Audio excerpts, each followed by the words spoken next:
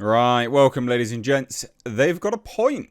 This is a news outlet, The Standard, and they're basically lambasting Disney for, well, playing the system, right, and taking large amounts of UK taxpayers' cash. £61 million, in fact.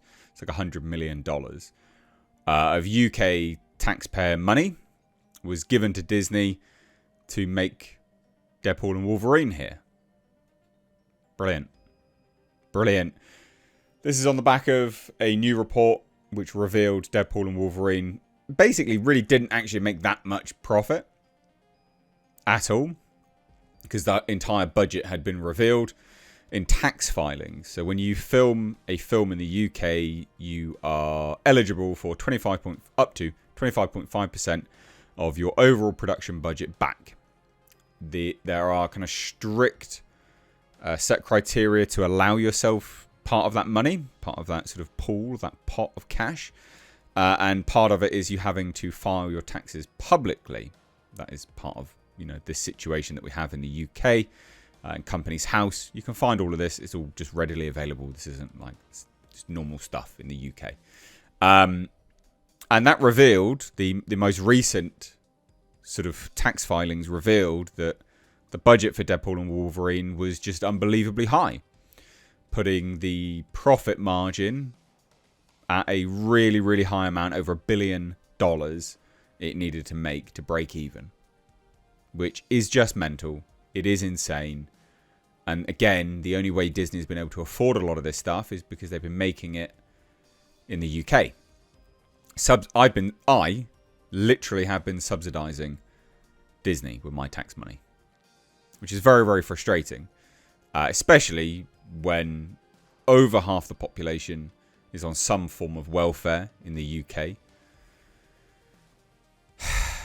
And they keep raising taxes. So, basically, point is, I'm not going to get too dour about that. Disney's under fire, and you can't really argue with anything that's being said here. It's all pretty down-the-line stuff. So I thought we'd take a look. I did do a video discussing the whole Deadpool and Wolverine profit margin, etc.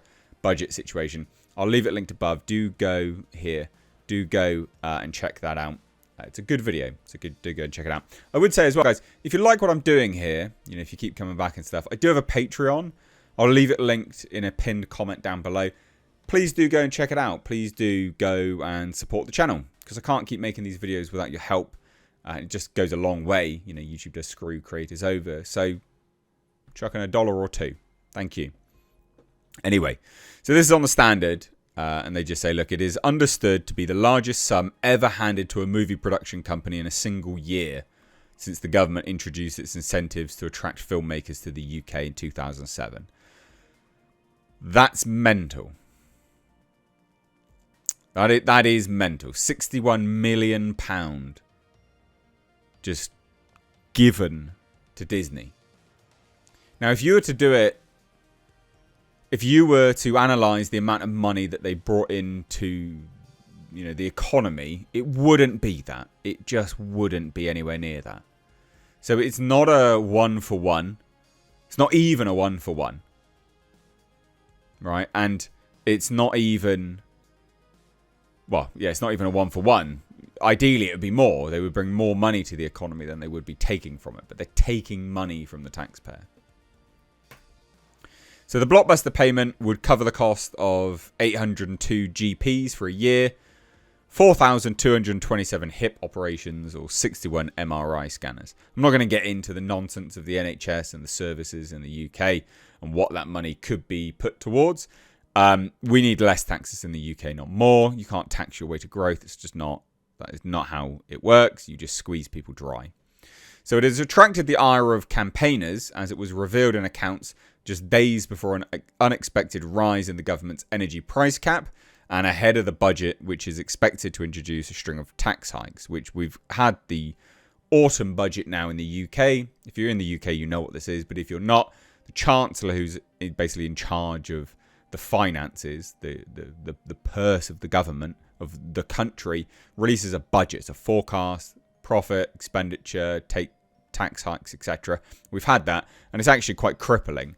even though a lot of the taxes won't come into effect for a few years, and a lot of them are stealth taxes. Also,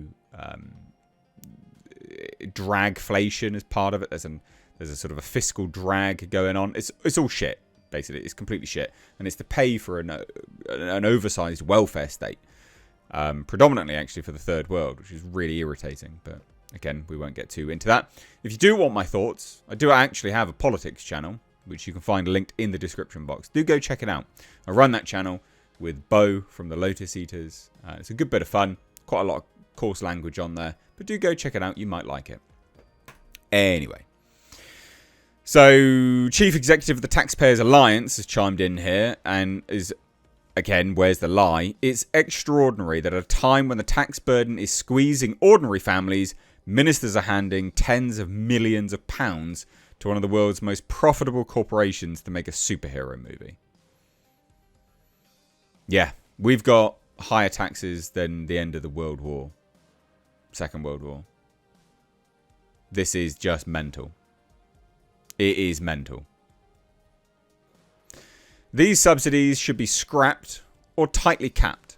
Taxpayers' money should be used to fix public services, not boost the balance sheets of global entertainment giants.